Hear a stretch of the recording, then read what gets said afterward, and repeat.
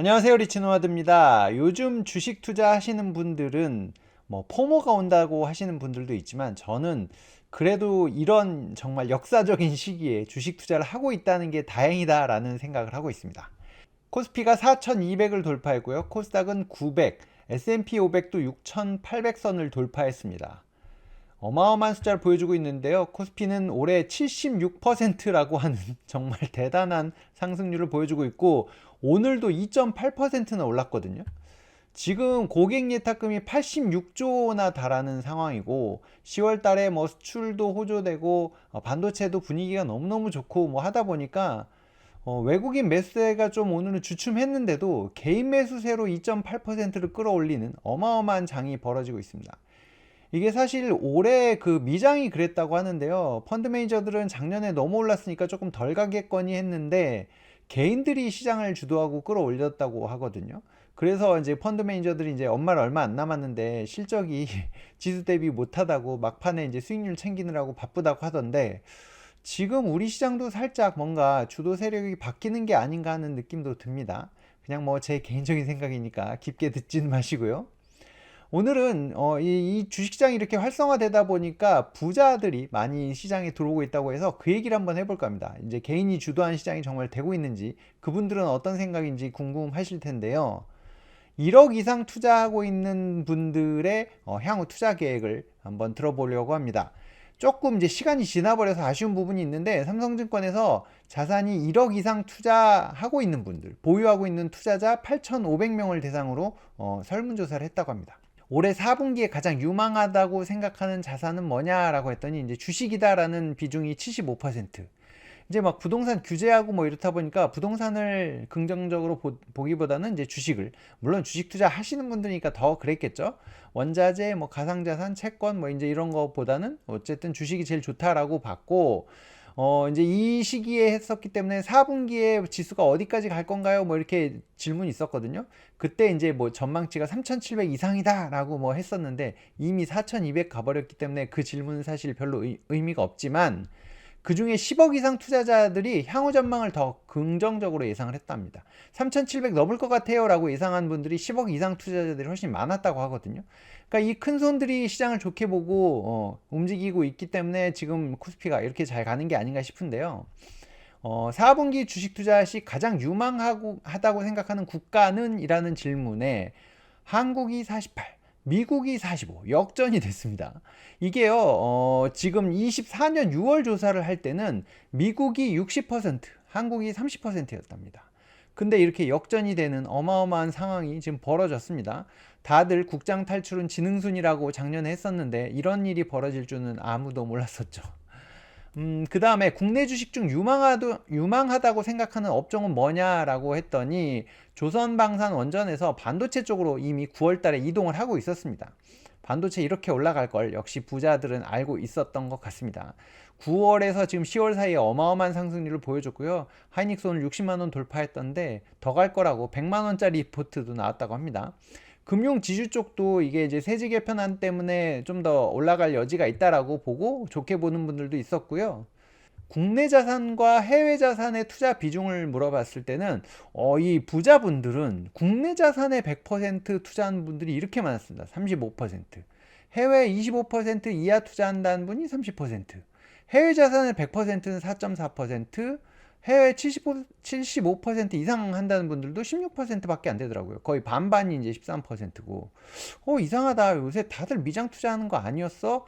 라는 관점에서 조금 이상했는데, 39세 이하 투자자는 해외 자산이 75% 이상인, 그렇다는 이제 답변이 나왔다고 합니다. 확실히 이제 젊은 분들은 미장에 대한 이 생각들이 접근이 또 쉽다 보니까 해외 자산에 많이 투자를 하셨는데, 올해는 지금 이제 국장 강세라서 갈등하시는 분들도 있을 겁니다. 지금도 들어와도 됩니까? 뭐 이런 분들도 계시긴 한데, 이제 판단은 본인이 하시고. 미 연준이 금리 인하를 했을 때 채권 비중 조절은 어떻게 하시겠습니까? 라고 했더니 채권 투자는 아예 안 하고 있다.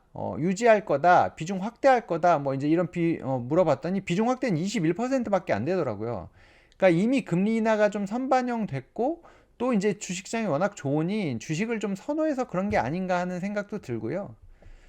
선호하는 금 투자 방법도 물어봤거든요. 이제 ETF에 투자한다는 분들이 36%, 금 투자 계획이 없다는 분들이 26%나 되고, 뭐 실물 직접 소유하고 현물 거래소에서 거래하고 은행에서 한다 하시는 분들도 있었습니다.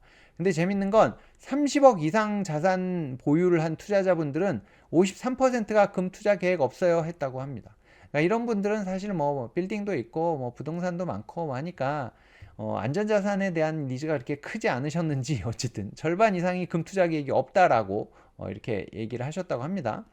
이렇게 부자가 어떤 생각을 하고 있는지 저는 체크를 하거든요. 제가 부자가 되고 싶으니까 부자들이 어떤 생각을 하는지를 늘 모니터링을 하는데, 이런 조사들은 참 재미있습니다. 여러분들도 흥미가 가셨는지 모르겠네요. 이제 제가 배당주 투자 얘기를 많이 해야 되는데, 사실 요즘 시장 같은 경우는 배당주에 별로 그렇게 관심이 많이 안 가잖아요. 그렇다 보니 맥쿼리인프라가 이제 실적이 나왔는데, 실적은 어떤지, 주가는 도대체 왜 이렇게 비실거리는지 한번 살펴보려고 합니다. 일단 3분기 실적만 놓고 보면 운영수익이 4% 정도 올랐고 순이익도 10%나 증가를 했습니다. 근데 이제 주식 숫자가 유상증자하면서 늘어나다 보니까 EPS는 지금 동일한 수준이고요. 이게 지금 이제 이자 수익이 새로운 프로젝트들이 진행되면서 데이터 센터나 등등등 이런 것 때문에 이자 수익이 증가를 했고요. 이제 그 유상증자를 하면서 이자 비용이 감소를 했거든요. 이자 비용이 거의 반으로 줄다 보니까 이제 순이익이 늘어나는 그런 구조가 됐습니다.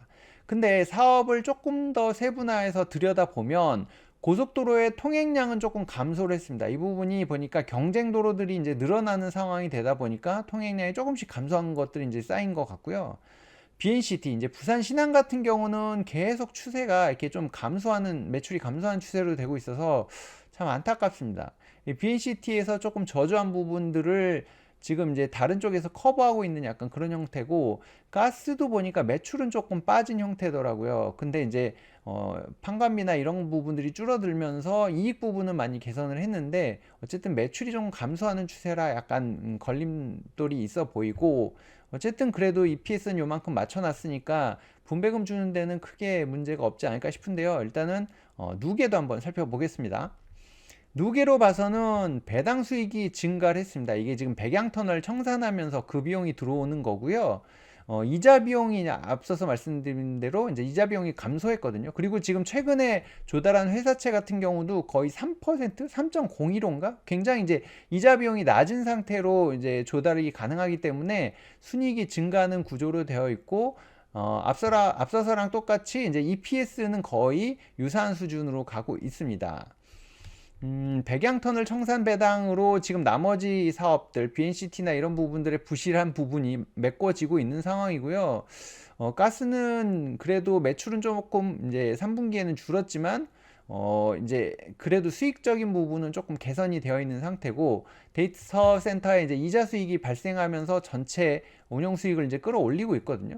그래서 지금 보시면 24년하고 25년하고 지금 주당 순이익이 거의 같은 수준이라 올해 이제 연간으로 봤을 때 760원 배당하는 거는 큰 지장이 없어 보입니다. 그러니까 연말 기준으로 380원 정도 배당을 할 것 같은데, 분배를 할 것 같은데, 그렇다면 지금 주가는 이제 너무 싸지는 구간으로 가고 있거든요. 이제 예전에도 보면 진짜 맥쿼리인프라 주가가 비실비실 하다가 그래도 이제 뭐 분배율 기준으로 하면 7% 내외쯤 되면은 반등을 시작하려고 하는 이제 움직임들이 있었는데, 올해는 지금 국장이 너무 좋기도 하고 다른 월배당 상품들이 이제 인기가 많아지고 그냥 리치 ETF에 투자해도 이제 분배율이 더 높게 나오다 보니까 맥쿼리인프라가 분명히 포함된 리치 ETF이긴 하지만 어쨌든 그쪽으로 또 가는 수요들도 있고 뭐 그렇다 보니까 조금은 지금 주가 흐름은 되게 아쉽습니다. 하지만 그러니까 옛날 생각을 해보면, 물론 옛날하고 지금하고 이제 상황이 너무 달라서 그런 상황이 똑같이 벌어질지 모르겠지만, 21년, 20년, 21년에 이제 주가가 지수가 막 3,300 찍고 이렇게 떨어질 때, 그때 이제 맥쿼리인프라가 올라가기 시작했었거든요. 그러니까 뭔가 시장이 좀 꺾이고 이제 안전한 데로 가야 되지 않을까? 이럴 때 이제 이런 종목을 찾게 되는데, 아직은 그쪽으로 갈 분위기가 아니어서 주가가 어디까지 흘러내릴지 좀 봐야 될 것 같습니다. 하지만 실적이나 이런 부분은 크게 이상은 없어 보이고요. 이제 아까 말씀드린 BNCT나 이런 게 좀 저조하긴 했지만 이제 다른 자산들로 메꿔지고 내년, 내후년으로 가면서 이제 수익 구조가 또 바뀌면서 이제 이런 것들은 어느 정도 커버는 될 것 같은데, 다시 이제 자금이 들어와서 수급이 들어와서 주가가 올라가는 시기는 언제인지는 참 예측하기가 어려운 상황이긴 합니다. 하지만 또 역발상하는 관점에서는 굉장히 싸진 주가에 좀 잡아서 담아놓고 조금씩 옮겨가는 것도 방법이지 않을까 생각하시는 분들한테는 기회가 될 수도 있지 않을까 하는 생각도 해봅니다. 여러분들도 어떤 생각을 하고 계신지 한번 말씀해 주시면 좋을 것 같고요.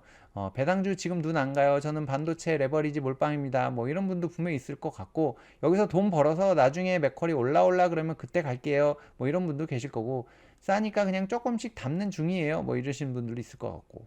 여러분들의 생각이 궁금합니다. 여러분들이 곧 이제 투자자의 개인으로 잡히는 분들이니까 같이 생각을 한번 공유해 보시죠. 이렇게 알찬 정보들을 모아서 보내드리고 있는데요. 구독자 10만 가면 제가 또 기부 한번 하겠습니다. 지금 올해도 100만원 기부했는데 이거 빨리 또 기부할 테니까 올해 되면 또 쓸 거니까 구독해 주시고요. 좋아요와 댓글은 저에게 큰 힘이 됩니다. 오늘도 시청해 주셔서 고맙습니다. Live your life. 여러분들의 경제적 자유를 응원합니다. 고맙습니다.